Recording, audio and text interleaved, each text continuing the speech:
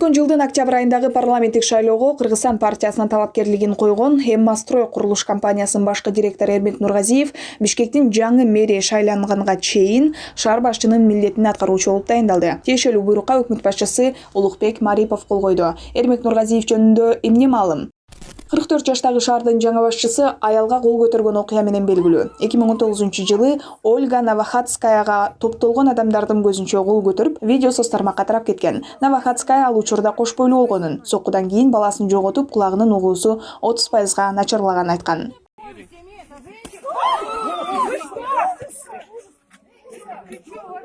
Нургазиев өзү болсо бул анти-пиар жана провокация болгонун маалымат каражаттарын айтып келет. Окуядан бери 1 жыл өткөнүнө карабай, алар видеону атайын сактап, монтаждап, фейк аккаунттардан таркатып жатышат, дейт ал. Ольга Новохадская Эрмек Нургазиев соттошуп келген Альянс Курулуш Плюс компаниясынын үлүш ээлеринин кызыкчылыгын коргогон адвокат. Үлүш ээлеринин бири Жаркынай Эгембердиеванын маалыматына караганда, Альянс Курулуш Плюстун башчысы Максим Алянов алдамчылыкка шектелип 2018-жылы кармалып темир тор артына түшкөн. Андан соң курулушу бүт элек объекттерди Эрмек Нургазиев бүтүрүп берүүнү убада кылган. Батиреялери, материалдар жана жумуштун өзү сапатсыз жасалганын жана даяр батирелер үчүнчү тараптарга сатылып кеткенин айтып, пресс-конференция уюштурушкан. У нас фактически, получается, обманули, и никаких пока результатов, надежд мы не видим. Мы практически остались на улице. Үлүш ээлери опузалуу жана мыйзамсыз курулуш фактылары боюнча Ала Мүдүн райондук сотуна арыз менен кайрылышкан. Бирок милиция, прокуратура жана экотехинспекция көрмөксөн болуп көзөмөлгө албай жатышканын белгилешет. Журналист Назгүл Насиева да Нургазиевдин ишканасынан 1 376 сомго бир бөлмөлүү батир сатып алып, бухгалтериядан келишим түзүлгөнүн, бирок ушул күнгө чейин же квартирадан, же акчадан кабар жоктугун Фейсбуктагы баракчасына жазып чыкты. Канча жолу жакшы да айттык, ыйлап да сурандык, урушуп да көрдүк. Бул эч кимди тоготпогон, эч кимди укпаган, карапайым элдин мээнетин жеген адам деп кошумчалаган Насиева.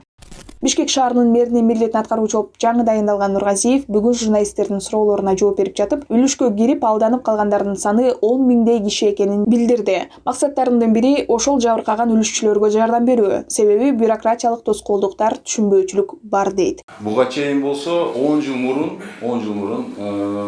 булар Капитал Плюс, Капитал Право деген фирмалар бар. Булар элге кредит берип, анан кичинекей просрочка кылганда үйлөрүн алып койчу. Сотко берип, даже бир конкретный мисал айта алам. Судья Жаркеева деген бир канча кишилердин квартираларын ушул фирмага алып берип койгон. Кичинекей просрочка үчүн. Анан бул фирма, значит, чоң бизнеске айланып, булар Альянс Курулуш деген компанияга кредит беришет. Кредит берип, ушул эле схема менен буларды банкрот кылып, азыр Алянов Максим деген ишмер отурат түрмөдө. Булар болсо ошо объектилерин басып алышкан.